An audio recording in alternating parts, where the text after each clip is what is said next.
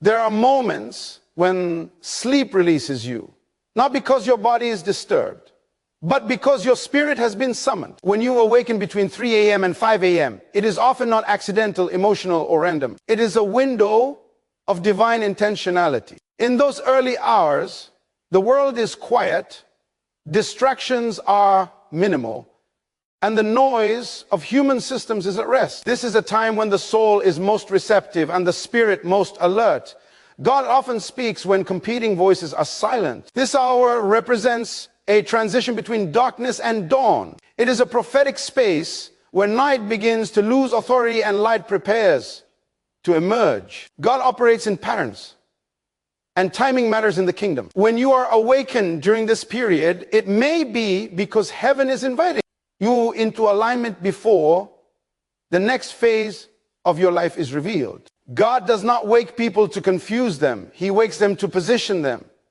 Often this awakening is connected to purpose. Purpose is not discovered in noise, but in stillness. During these hours, God exposes motives, realigns priorities, and clarifies direction. He may be drawing your attention to something that cannot be addressed casually during the day. Some instructions require separation.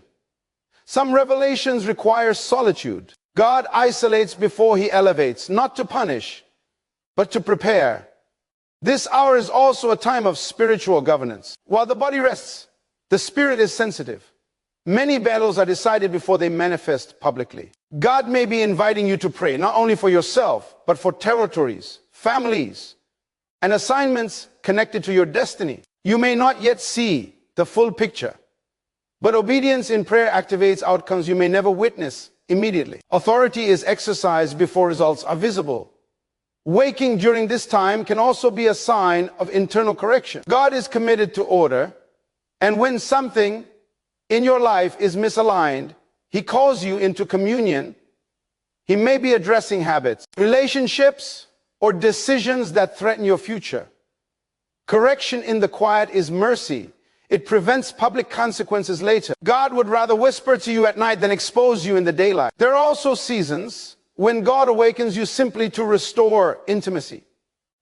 Relationship precedes assignment. Before he uses you, he communes with you. These hours are not about religious duty, but relational depth. God desires partnership, not performance. When you respond by listening rather than rushing back to sleep, you develop spiritual sensitivity and maturity. Not every awakening is dramatic, but every divine interruption carries purpose. The question is not why you are awake, but how you respond once you are. Do you scroll, worry, or complain? Or do you listen, pray, and align? Heaven honors availability. When God knows he can reach you in the quiet, he trusts you with greater responsibility in the public. If God wakes you during these hours, it is an invitation, not an obligation. It is a call into awareness, authority, and alignment. What you do in the dark will shape what manifests in the light. God awakens you early because purpose requires quiet for clarity. Purpose does not reveal itself in chaos, noise, or constant activity. It unfolds in moments where distractions are removed and the soul is able to listen without interruption. Early hours carry a unique stillness that the day cannot offer. When most of the world is asleep, there is no competition for your attention. This is why God often chooses silence as the environment for direction. Clarity is not the result of effort alone. It is the product of alignment. And alignment is best formed in quiet spaces. Dulls discernment. When life is filled with conversations, responsibilities, expectations, and pressures, the inner voice becomes faint. Purpose is subtle before it is obvious. God does not shout purpose into a distracted mind. He draws you away so that what matters most can be heard clearly. Waking you early is not about losing sleep. It is about gaining insight. God values your future more than your comfort, and sometimes clarity demands inconvenience.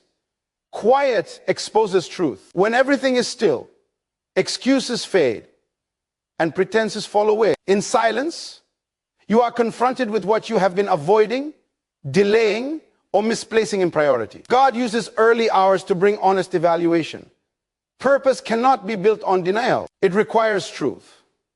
And truth surfaces when there is no audience to impress and no noise to hide behind. Early awakening creates a sacred space where God addresses the real you, not the version you present to others. Purpose also demands focus.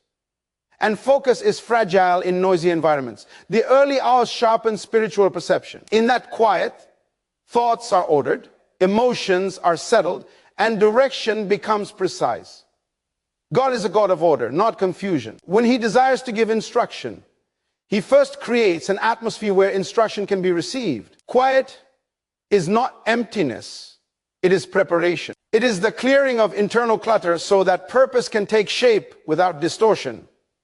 Many people are busy but unclear. Activity is often used to compensate for a lack of direction. God interrupts this pattern by waking you early, inviting you to pause before proceeding. Purpose is not found by doing more, but by doing what is assigned. In the quiet, God distinguishes between what is urgent and what is important. He realigns your energy toward what actually matters, not what merely demands attention.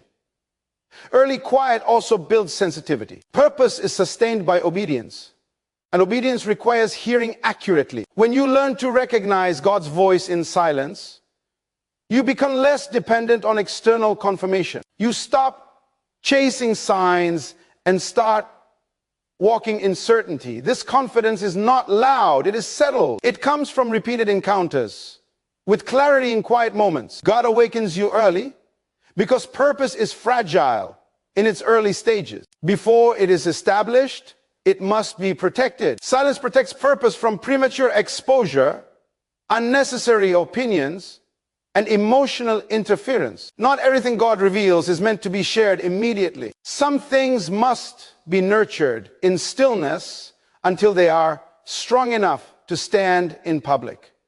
Quiet gives purpose room to mature. Ultimately, clarity is a gift, and quiet is the environment that sustains it. God wakes you early not to burden you, but to bless you with foresight. What you hear in those moments shapes decisions, relationships, and direction long before others see the results. Purpose becomes clear when the soul is still enough to receive it. In the quiet, God does not just reveal what you are to do, He reveals who you are becoming. The hours before dawn are strategic for spiritual alignment and authority because they exist at a crossroads between what has been and what is about to be revealed. This time carries a unique weight of transition.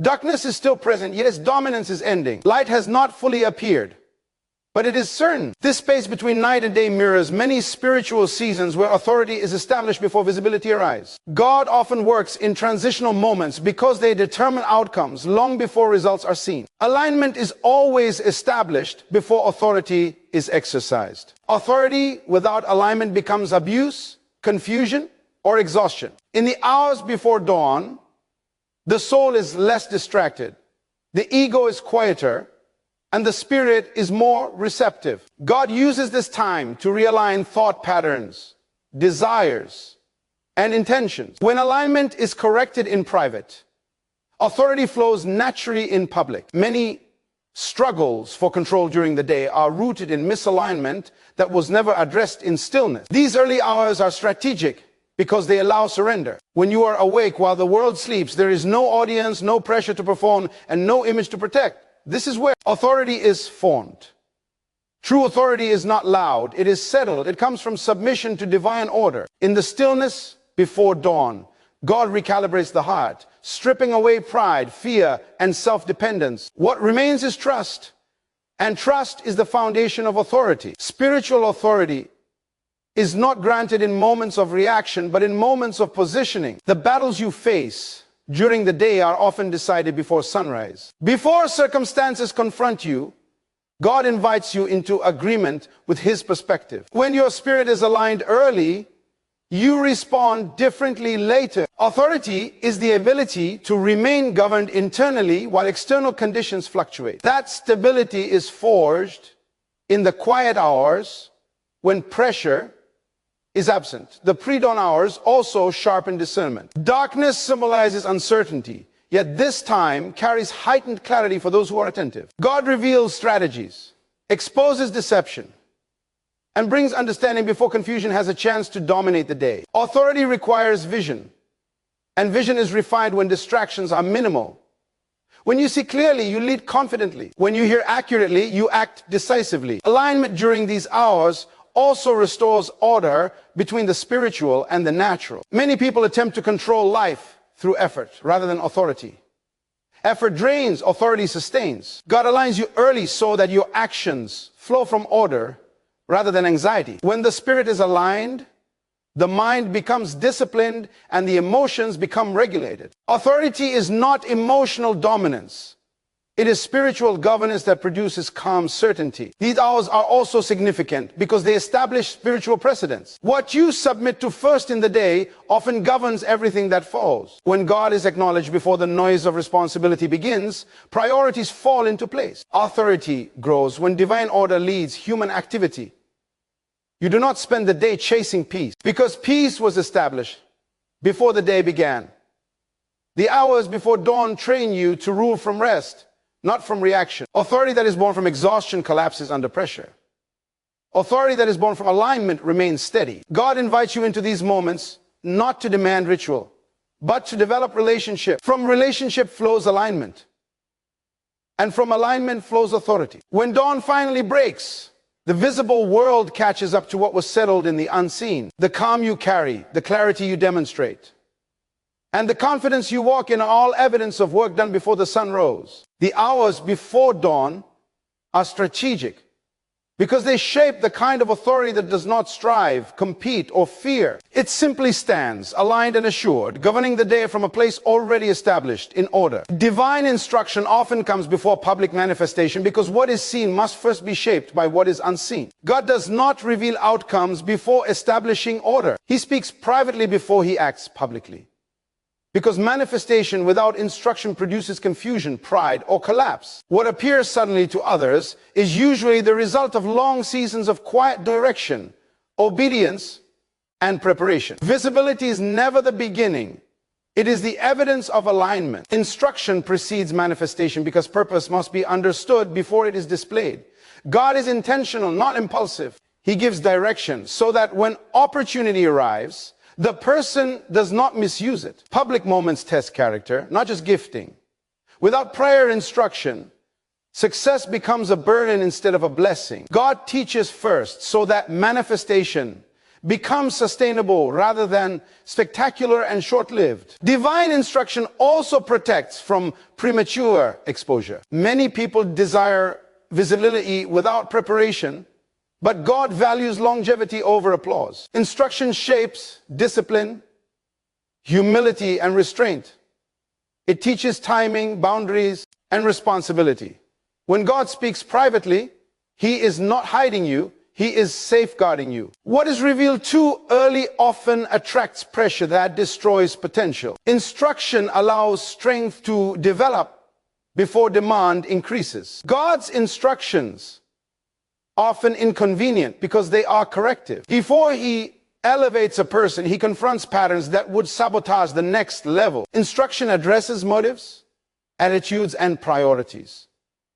Public manifestation magnifies whatever is already present. If insecurity exists, it will grow. If pride exists, it will expand. God instructs first to cleanse and align the inner life so that outward success reflects in order. Instruction also builds faith. Obedience without immediate results trains trust. When God speaks and nothing changes outwardly, you learn to rely on his word rather than visible evidence. This strengthens spiritual authority. Manifestation then becomes confirmation, not validation. You no longer depend on public recognition to believe what God has spoken. Instruction roots identity in divine truth, rather the human response. Another reason instruction precedes manifestation is that God works through process, not shortcuts. Instruction provides structure. It reveals steps, seasons, and sequencing. Many people fail, not because they lack calling, but because they ignore process. Divine instruction gives wisdom to navigate relationships, manage resources, and steward influence. When manifestation comes, it fits into an already established framework rather than creating chaos. Instruction also separates the faithful from the impatient.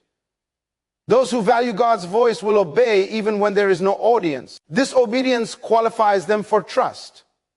Public manifestation is a form of responsibility. God does not entrust influence to those who cannot follow instruction in private. What you do with unseen direction determines what you can be trusted with in public exposure. Manifestation is often dramatic, but instruction is usually quiet. God speaks in subtle impressions, gentle corrections, and persistent nudges. These instructions shape daily decisions that seem ordinary but are strategic. Over time, obedience compounds, and suddenly there is visible fruit. What people call sudden success is often delayed manifestation catching up with long-term obedience. Divine instruction before public manifestation ensures that glory is properly placed. When you know how much guidance preceded the outcome, pride has no room to grow. You recognize that what is visible is the result of grace, not self-effort alone. This awareness preserves humility and keeps the heart aligned after manifestation occurs. In the end, public manifestation is simply the unveiling of what instruction has already built. God speaks first because he values order, character, and sustainability. When instruction is honored, manifestation becomes a testimony rather than a trap. What begins in the unseen concludes in the visible, and what was formed in obedience stands firm when exposed to the world. Correction in private is protection from exposure in public because God values restoration over embarrassment and growth over shame. Divine correction is not punishment, it is preservation. When God addresses issues quietly, it is evidence of care, not rejection. Public exposure often comes only after repeated private warnings are ignored. God would rather confront you in the stillness of your heart than allow your weaknesses to be displayed before others. Private correction is mercy disguised as discomfort. God corrects privately because he is committed to your future, not just your present comfort. Exposure damages credibility, trust, and influence. Correction, when received early, strengthens character and stabilizes purpose. Many public failures are not sudden. They are the result of neglected private instructions. God speaks in subtle checks, inner unease, and gentle conviction long before consequences become visible. Ignoring these moments does not make the issue disappear. It delays correction until exposure becomes necessary. Private correction preserves dignity.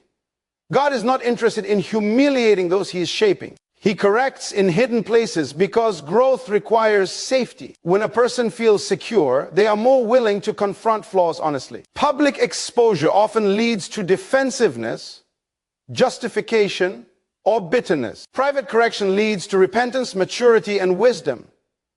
God protects your name by dealing with your nature first. Correction in private also builds self-governance. Authority begins with the ability to correct oneself. When you respond to divine correction early, you develop discipline and accountability without external pressure. This internal regulation is what sustains influence.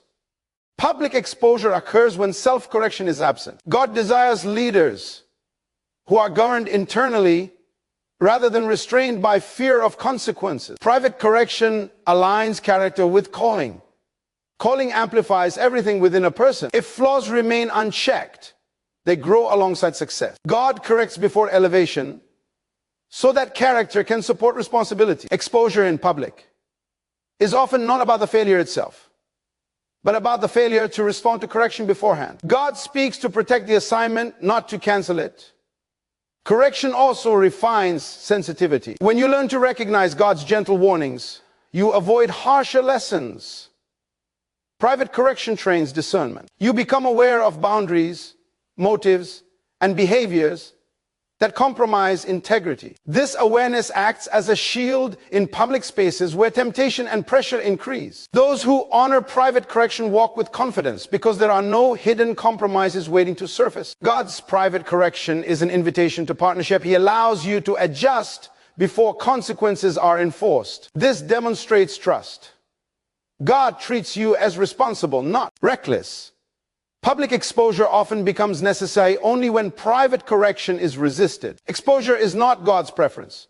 It is his last resort to prevent greater damage. Private correction also protects others. Public exposure affects families, communities, and those connected to your influence. God corrects quietly to minimize collateral damage. When you respond early, the correction ends with you. When you ignore it, the impact spreads. God's love extends beyond you to everyone your life touches. Ultimately, correction in private is evidence of divine investment. God corrects what he intends to preserve. Exposure in public is never about entertainment. It is about accountability when correction has been rejected. Wisdom listens early. Humility responds quickly. When private correction is honored, public life remains strong, credible, and secure. What is corrected in secret does not need to be exposed in the light. Intimacy with God precedes impact through God, because relationship always comes before responsibility. God is not primarily interested in using people. He is interested in knowing them. Impact that flows without intimacy becomes performance, strain, and eventually burnout. True spiritual influence is not produced by activity alone, but by connection. When intimacy is absent, impact may still occur temporarily, but it will lack depth, sustainability, and divine authority. Intimacy develops identity.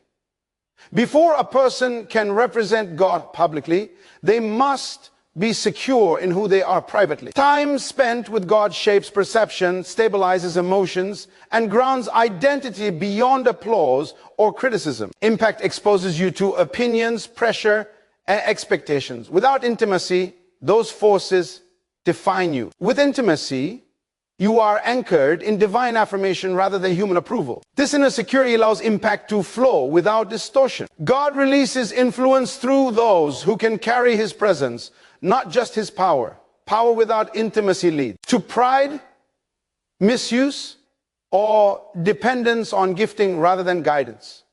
Intimacy keeps the heart soft and teachable. It maintains reverence even in moments of success. When a person walks closely with God, impact becomes an overflow, not an effort. What touches others is what has already transformed the inner life. Intimacy also refines motives. Many desire impact for visibility, validation, or escape from obscurity. God uses intimacy to purify intention. In private communion, ambitions are confronted and realigned. This process is uncomfortable but necessary. Impact magnifies motives.